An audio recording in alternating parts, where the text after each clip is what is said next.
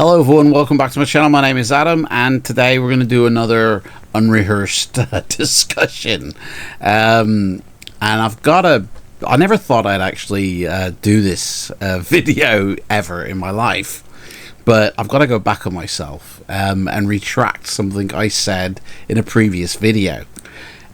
Recently I have been working on a follow-up to my Laserdisc series. I'm doing a DVD series, very much in the same format as the Laserdisc series. It probably will come out in about September time. And in preparation for the series, obviously I've been doing a lot of research, but to give myself enough time to film it, you know, I've basically stacked up a load of videos on this channel already that we'll publish in the future, because for me on this channel, one video a week is something that's important to me for consistency. I want to produce one video a week, and so to give myself enough time to film this DVD series with all the research I do and the filming and the editing and all that, it's 7 episodes.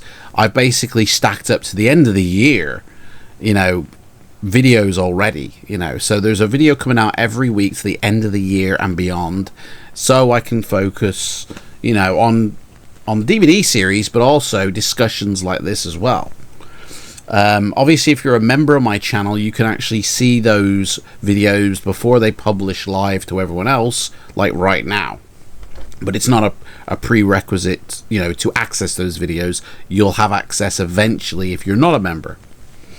So yeah, researching a lot about DVD, and I said in a previous video, because like obviously got a lot of Laserdiscs up there, and Laserdisc is my favorite format for movies because it's an analog uncompressed video format.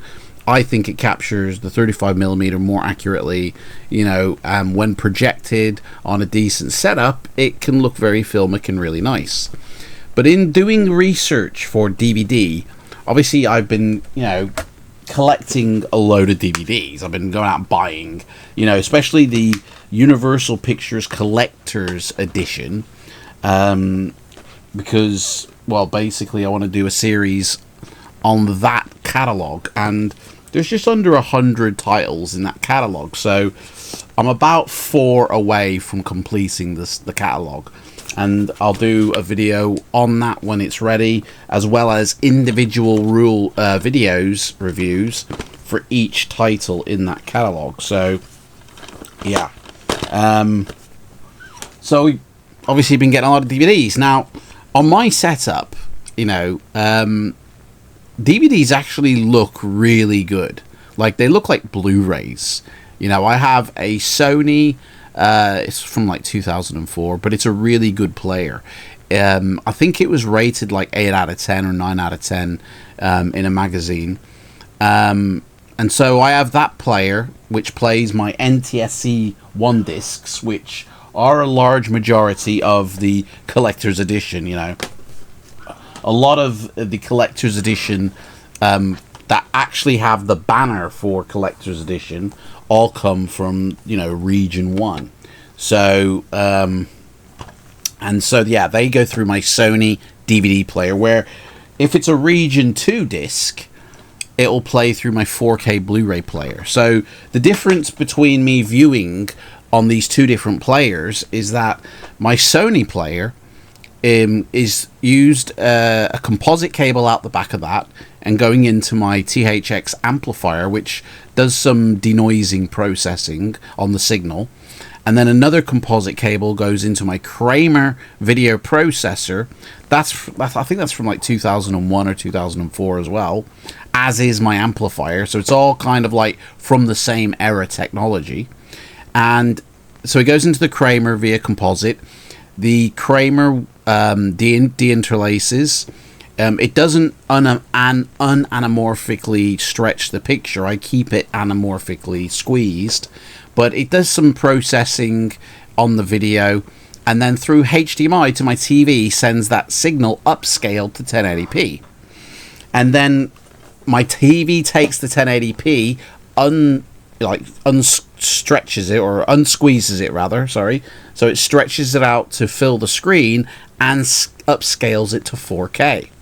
And I gotta say, I'm really happy with the results I get from a DVD disc done that way. However, the Region 2 stuff that I buy and play, I just put into my 4K Blu-ray player, and it has an amazing upscaler to 4K built within it. It does actually a better job than the Kramer.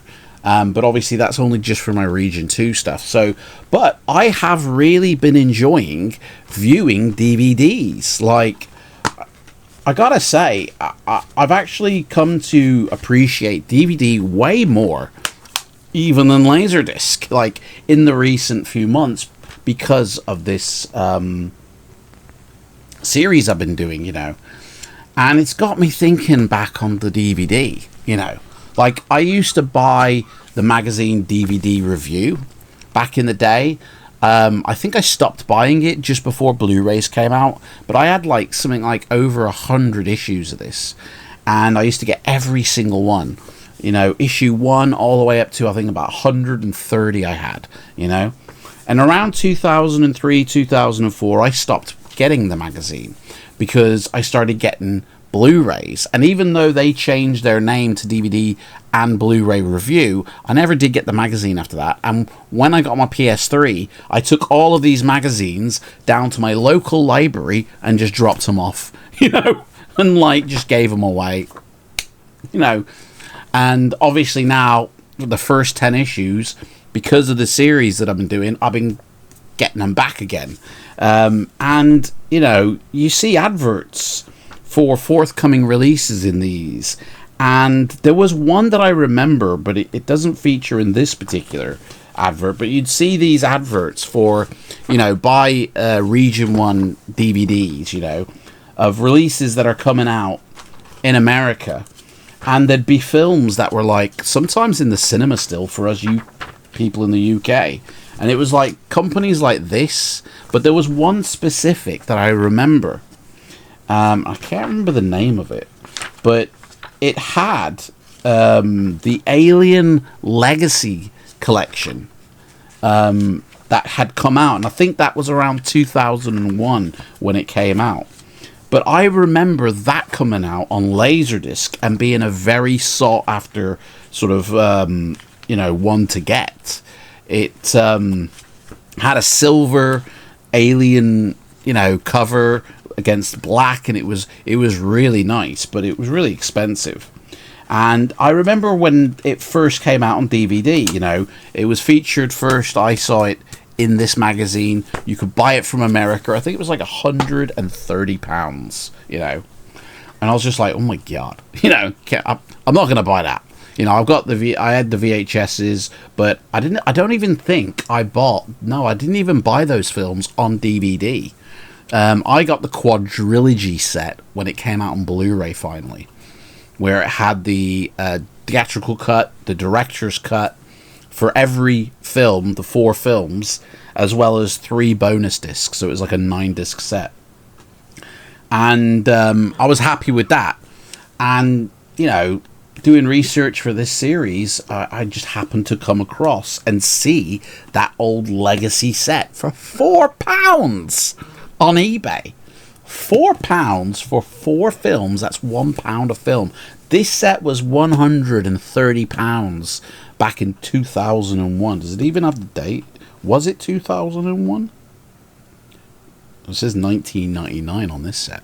Maybe it was 1999 when it came out. But I never owned it back then because mainly the price, you know. I had that VHS set, you know. I did eventually buy it legitly, you know, without trying to Doogie Howser MD it. And so, but then obviously I got rid of all my VHSs and never did get these films back on DVD, you know, until that quadrilogy Blu-ray set. So I kind of missed out on this, you know, set, which is kind of irrelevant for me now because I still have the quadrilogy set. No point in having this, but for a nostalgic reason, I mean, it's in pretty good condition. It's got all the artwork. Mainly that's probably why I got it, is because the artwork on the discs are the theatrical artwork that was in the cinema. And so Yeah. Whereas the quadrilogy set doesn't have that. They're all in this really naff, with green plastic, pages, and it's just really, yeah. But anyway, it's on Blu-ray, so I watch those versions. But yeah, £4, man. Like, the price of DVD has just dropped. I honestly believe that DVD for movie collectors is the best format. Like, I know I'm going to get so much hate for saying that. Well, you got Blu-ray, it's so much better than DVD. Well, you got 4K, that's the best. It's got the best picture and sound on it. Yeah, you're right. It has. It is better than DVD, both Blu-ray and 4K. But it's not just about the resolution of the picture in HDR or Dolby Vision or Dolby Atmos, It's not just about that, especially if you're a movie collector. So here's my case for why I'm stating DVD is the best movie collector's format. For one, the library, right? I've got about 80 4K titles, and I'm very, very selective with what I buy on 4K. I don't go for everything. Like, I've got Casper on Blu-ray on the shelf. I won't be getting the Casper 4K. I'm happy with that one. There's a lot of 4Ks that I just personally will not buy. I don't think it's worth the upgrade. And to be honest, there's only like 21,000 titles on 4K so far. Obviously, they're always releasing. Blu-rays, on the other hand, they got like 2 million titles. There's a larger library on Blu-ray than you can get on 4K. There's a lot of films on Blu-ray that have yet made it, to make it to 4K. But DVDs have the largest library selection of all. In fact, there is no, I tried to Google how many DVD titles have been released since the format started, and Google just went, I don't know, mate. I've lost count. It gave me a very specific number for Blu-ray, for 4K, but with DVD, it just goes, mate, there's so many, I don't know. There is way more titles available on DVD, than even VHS, which was a really popular format. But obviously, they stopped making them in 2004, 2005, and so there's been a lot more titles released since then, and that's hit DVD. Obviously, some have hit Blu-ray, but the DVD library is the biggest of all. You've got so much selection.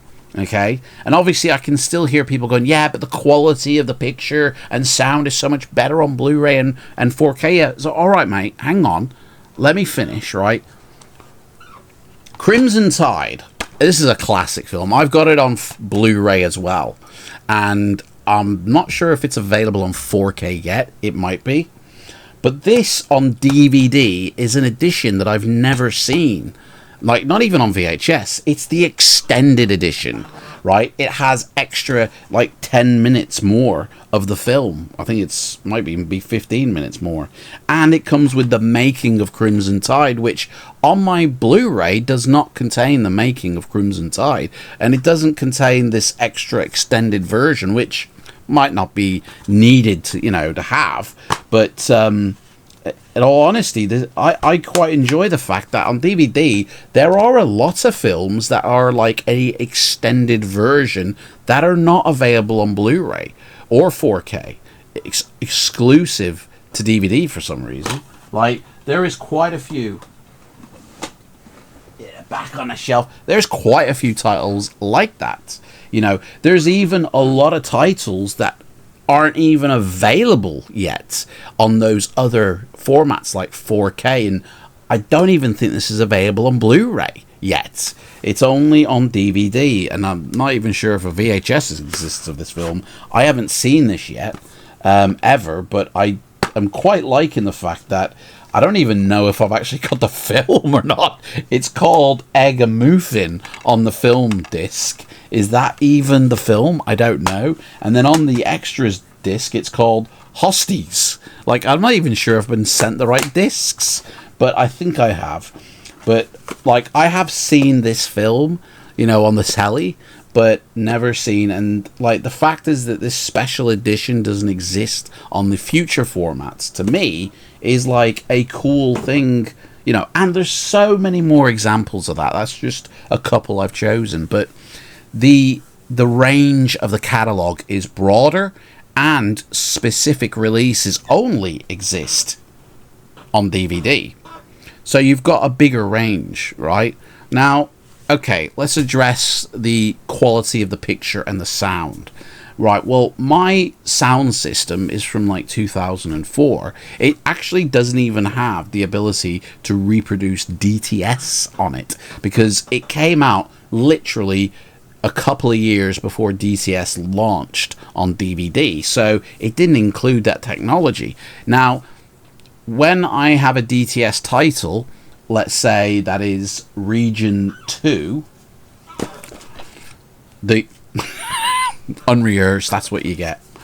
That is Region 2, you know, and if it has DTS on it, which this one doesn't, sod's law, then basically my player, I've told it, if you detect DTS, then downmix it to a PCM track. The PCM, obviously through the HDMI, goes to the telly, and then the PCM track is sent to the amplifier, which it then will play. It's playing it in a downmixed, you know, but I can still play then the DTS track, and obviously it isn't activating the, you know, the circuitry for, you know, 5 point whatever surround, but I can still hear the DTS track. In all honesty, I just listen to the Dolby Digital 5.1 tracks, which are more available on DVD than Blu-ray, because on Blu-ray they tend to be the DTS Master Audio, which obviously is better than Dolby Digital 5.1, but I can't hear the full beauty of that track on my current setup. Now, if I go and upgrade my amplifier, which will cost me like £120 to do that, I can get the next model of the same amplifier, but with DTS included. And in the future, I will do that. So, but for me currently, DVDs are more desirable because they come with Dolby Digital 5.1 and sometimes DTS, but at least I have the choice of Dolby Digital 5.1. It's like not very rare, but a lot of titles on Blu-ray do contain Dolby Digital 5.1 in even a better state, and that is fine to play through my setup and I'll hear it. But on 4K, I don't know of any 4Ks that I have a Dolby Digital 5.1 mix on. It's always either Atmos or DTS Master Audio. So, like, sound-wise, I prefer DVD because it's more native to my system. Now, a lot of you are just going to say, well, update your system, mate. Well, actually, I quite like my THX rated amplifier. So why would I go and spend £300 on a more modern amplifier, which now I lose connections on for the older equipment I have? Why would I do that? Because I have my VCR and my DVD player and a tape deck all plugged into my amplifier, and I doubt that I'd still have those connections on a more modern amplifier where it's just HDMI, you know. So my DVD player doesn't have a HDMI output, so I'd lose the ability to connect my DVD player if I did, and I'd have to go get another box intermediate to connect in with, and it's just like, no thank you. Dolby Atmos, to be honest, I don't rate. Like, I have lights in my ceiling. I don't need speakers as well. So Dolby Atmos, all these films from the 90s and the older films, they weren't recorded in Dolby Atmos. So if they've converted the sound into Dolby Atmos, great. But for me, you know, and in all honesty, I can still play Dolby Atmos through my Blu-ray player because it'll just downscale it to Dolby Digital 5.1. I've told my TV, if you detect Atmos coming through, then take it down to Dolby Digital 5.1. And it does, and I can listen to Atmos on my setup, and it triggers the Dolby circuitry on my amplifier. You know, that's Dolby Atmos on my old amplifier. You know, and it honestly does sound really good. Obviously, I'm missing the top speakers, but I ain't crying about that. It just gets down mixed to other speakers, that's all. But the picture, okay, so let's address the picture now for DVD. Obviously, the resolution on a DVD is like, you know, less than 1K. It's like half a K. You know, it's 480 interlaced. That's like half of 1K. So the quality on a DVD, when you compare it to a 4K, you know, Blu-ray 4K, you know, you're getting 4 times literally the resolution found on that film. But guess what? A film negative, which, you know, I've got plenty of those here. I got loads of film negatives. A film negative here, look how tiny it is. Like, that's Anthony Hopkins, but look how small each frame is. It's tiny. Now, this will scale up, obviously, to a cinema screen, which can be 10 feet, 30 feet across, and will look fine.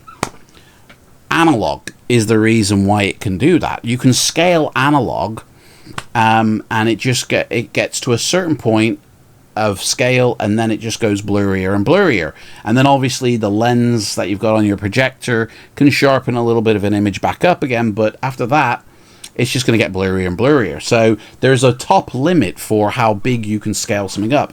And believe it or not, when you digitalize a 35mm print into a resolution with pixels, 3K is that top limit. So scanning a film in 4K is way overkill for 35mm. You're capturing more elements than you actually need to. A lot of these films that are on DVD from the early days, they were scanned at 2K, and that captures all the elements in a 35mm frame just as much as a 4K scan will. The difference mainly is going to be that the 4K scan is going to pick up all that minute grain as well, and showcase it in 4K, whereas the 2K might not pick up that fine grain. So yes, there's a difference, but guess what? A lot of the films released on 4K, their grain gets scrubbed out and DNR'd, and then you get Terminator 2, you know, or Predator, and you get just waxy looking people, or, you know, very soft focus, you know, or they use AI to even do that. So for me, 4K, you know, has a lot of flaws with the way they're releasing films. Not every release is like Lethal Weapon, you know, that's been recently released and looks great compared to even the Blu-ray, which does look great on its own, you know, but I think a lot of people would agree that, yeah, I'll go get out 4K, you know. But guess what? My DVDs... Okay, so, you know, I have one going through the Sony player, one going through my Panasonic player. They both get scaled up to 4K, and they look actually identical to a Blu-ray. Yes, there is a little bit of digital DVD artifacts that I can see with maybe very small blockiness, you know, in smaller details that don't show up as well as they will do on Blu-ray. The Blu-ray whites might be a little bit brighter, minor brighter than the DVD whites, because for whatever reason, I don't know why, DVD and Blu-ray have the same color depth, like the exact same color reproduction. So I don't understand why whites are brighter. I guess the luminance values can be brighter. I don't know. But to be honest, DVDs capture enough of that 35mm frame to be representative of that film. Like, this is why I really think DVDs are the preferred movies collector's choice now, is because, like, when this set first came out at 120, 130 pounds back in the day, right, I bought it for £4 today. Like, DVDs, even brand new, are so cheap. You can buy brand new DVDs from between £7 to £12, where the Blu-ray, the 4K counterpart, they're going to be £20, £30 more. So you can get more films if you buy them on DVD, and with the right equipment, be satisfied with what you've got. Like, it looks as good as Blu-ray.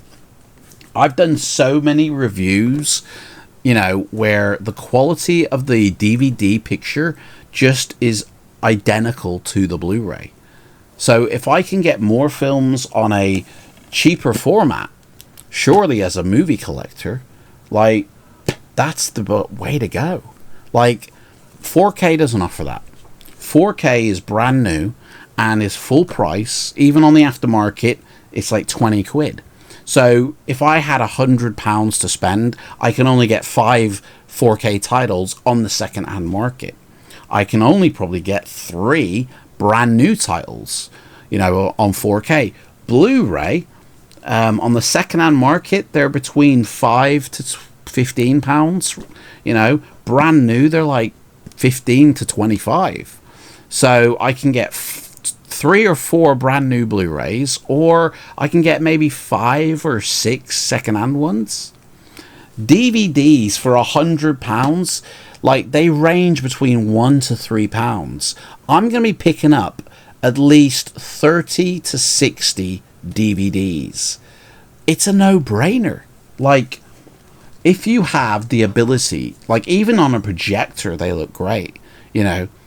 If you have the ability to scale up a DVD, it is a great format because you have so much more choice. There are editions on DVD that just haven't appeared yet in the future. There are extras which aren't available, like Dante's Peak here.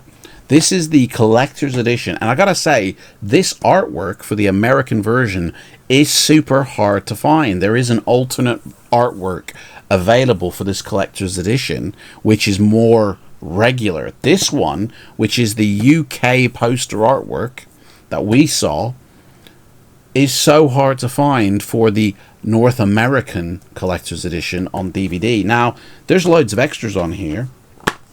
Not only is it got a nice little booklet, but there is a making of documentary called Getting Closer to the Show, as well as production notes, cast and filmmakers bios, film highlights, and a director's commentary on here.